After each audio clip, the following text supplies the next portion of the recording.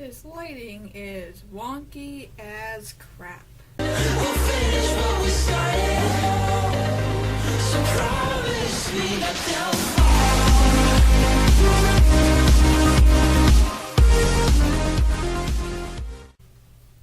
Hey guys, Spot Hyena here at Grandma's house again.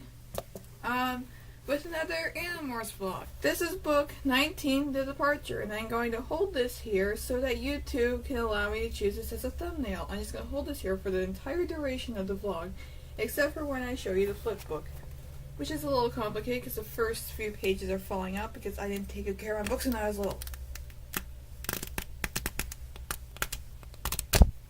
This is one of my favorite stories because it's quite unique for an Animorphs book. It has a slower pace, no large-scale battles or planned. Sorry, I forgot to show you the inside cover. Worst CG flowers ever.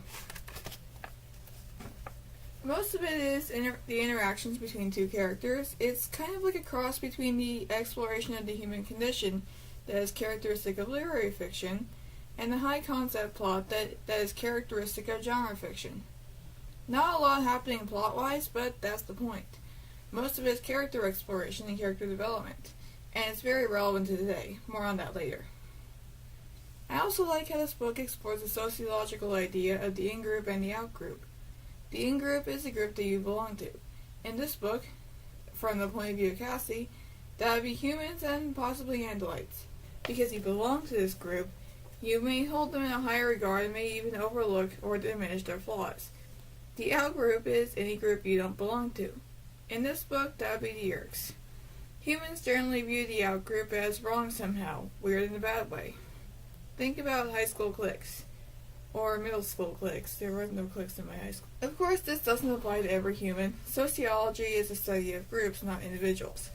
I'm not saying you act this way, I'm saying we, as in humanity in general, tend to act this way a lot of the time.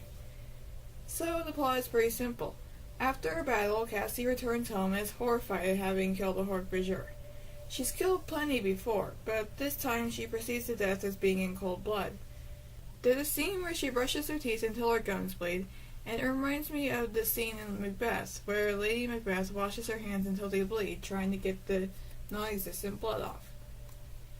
Cassie quits or is kicked out of the Animorphs, depending on how you interpret the dialogue. She was totally kicked out. She doesn't outright say that she wants to quit, but everybody comes to that conclusion. And Rachel's insensitive again because of course she is. So Cassie takes her horse out for a ride to think things over and sees a little girl being chased by a bear. Being Cassie, she immediately does a cavalry charge and sweeps the girl out of harm's way. Then a low branch knocks him into the river. They wake up and Cassie finds out that the girl named Karen is a controller.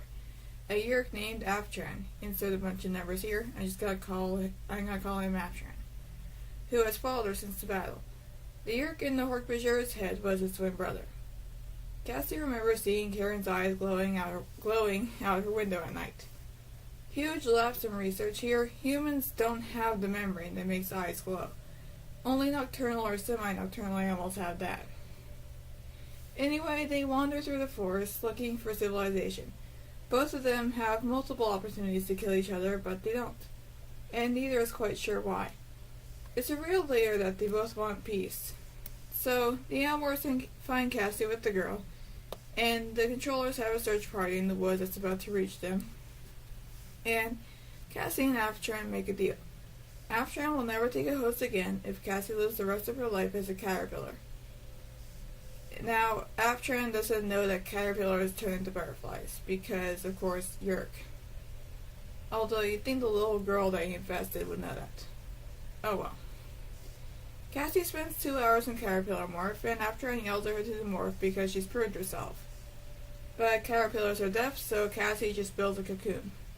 Aftran goes back with the search party, and I think Cassie made a bad decision here. It could have gone so wrong so many ways, not destroying an enemy just because they infested the little girl. She took an unnecessary risk, and that shouldn't be forgotten, even though it did lead to an important moral. So, don't try to befriend an enemy if that enemy is actively trying to destroy you. The Animorphs collect Cassie's cocoon and keep her safe, waiting for her to hatch. Butterflies usually take about 2 or 3 weeks to hatch, but Cassie hatches in 3 days. I think it might be the morphing capability influencing the natural morphing process, but it's not explicitly stated. Axe informs them that the natural morph reset the time limit clock, so Cassie is able to demorph.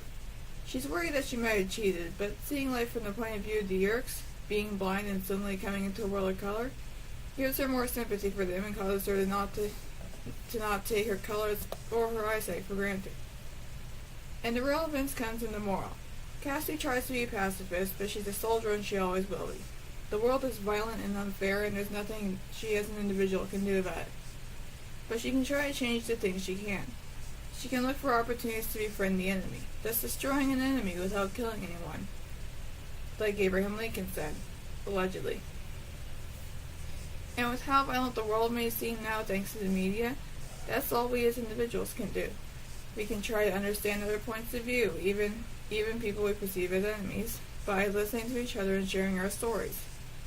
In a seemingly conflict-torn world, all we can do is look for small moments of peace where we can, and focus on those. So, try to understand where people are coming from before judging them.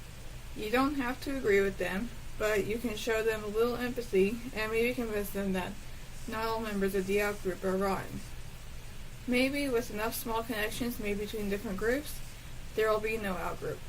Maybe that's a stupid, hopeful idea, but there's nothing wrong with being stupid and hopeful now and then.